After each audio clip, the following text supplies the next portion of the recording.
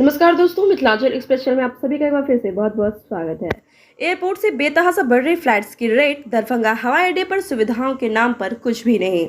यात्री ने किया ट्वीट, केंद्रीय मंत्रियों को किया टैग। जी हां दोस्तों, उड़ान योजना के तहत देश में पहले नंबर पर आने वाले बिहार के दरभंगा हवाई अड्डे पर यात्रियों को बैठने के लिए प्लास्टिक की कुर्सियां दी जा रही हैं।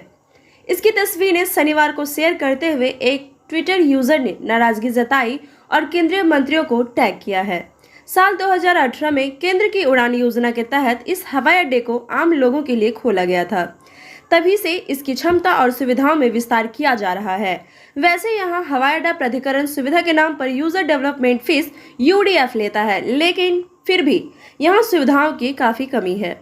दरभंगा एयरपोर्ट से उड़ान भरने वाली फ्लाइट्स का किराया आसमान छू रहा है। शादी विवाह और लगन शुरू हो चुके हैं, तो वहीं दूसरी ओर गर्मी की छुट्टियां भी होने ही वाली हैं। यात्रियों की भारी भीड़ रेलवे स्टेशन और एयरपोर्ट पर उमड़ने लगी है। आने जाने का उत्साह दिख रहा है। यहाँ तक कि यात्री बेस प्राइस से अधिक पैसे चुकाकर हवाई सफर करने से पीछे नहीं हट रहे हैं।